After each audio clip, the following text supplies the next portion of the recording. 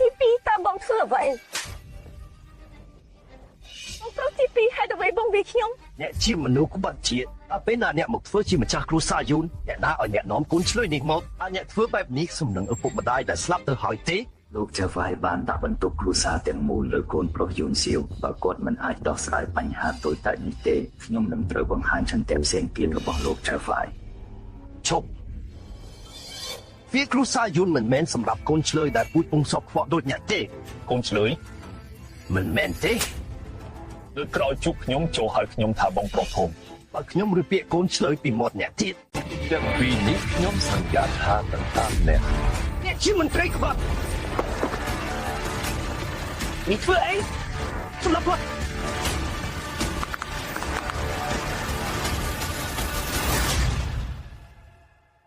ទី2បងឲ្យគេឈប់លឿនទៅឈប់ឡើងមក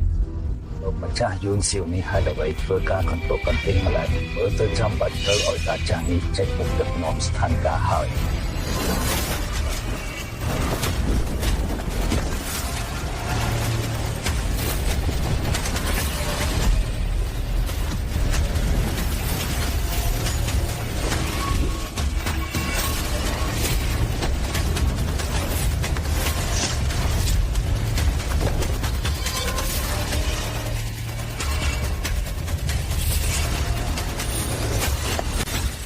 មកដល់ពេលណា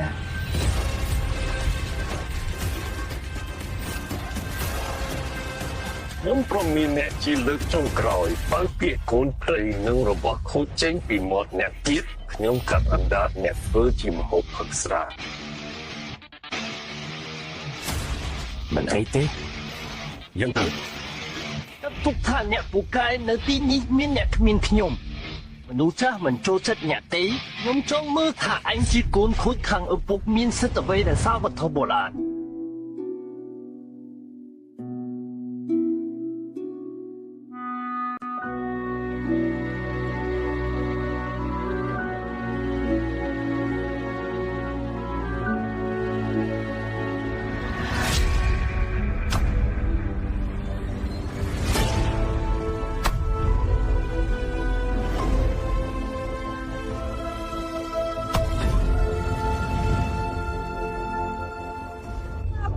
មកលេងអ្នកហើយ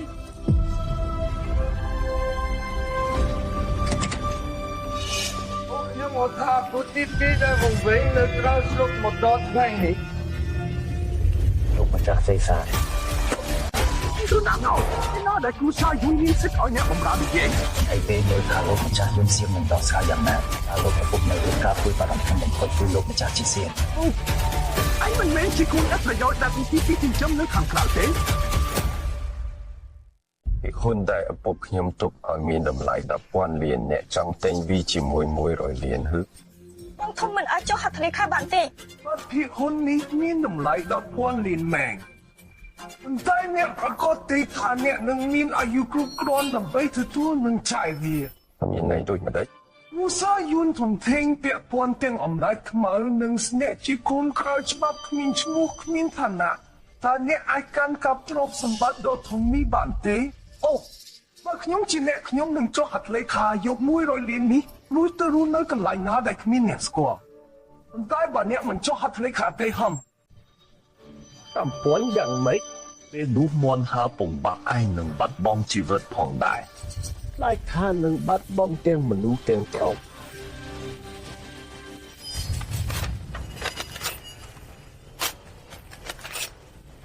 អញ្ចឹងទេដូច្នេះសូមរងចាំមើលសៅតាអញមិនដឹងថាអ្វីជាការគោរពទេតែថានេះជាឱកាសតែមួយគត់ដែលអញអាចងើបឡើងវិញបាន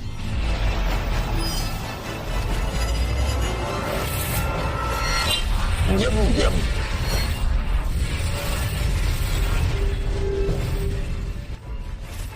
មានរឿងអ្វីខ្ញុំហេតុអ្វីបានជាខ្ញុំនឹកជុំគង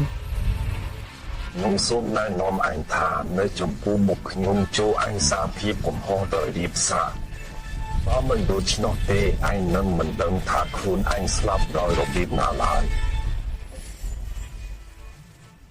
សក់ហើយខ្ញុំជាអ្នកខ្លាំងបំផុតយើងនឹងឃើញគ្នា ដល់យូស្កុំមិនជួយទៅ អ្នកទាំងអស់គ្នាស្ដាប់ខ្ញុំឲ្យច្បាស់បើខ្ញុំមិនឲ្យអ្នកលួចជង្គង់ប្រគល់ភាគហ៊ុនឲ្យខ្ញុំទេពេលក្រោយផ្ទះទី3នឹងគ្មានមនុស្សនេះទេអ្នកទាំងអស់គ្នាស្ដាប់ខ្ញុំ មើលមកខ្ញុំ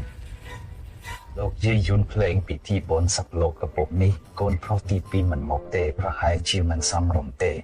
ខ្ញុំនឹងរកគាត់មកវិញ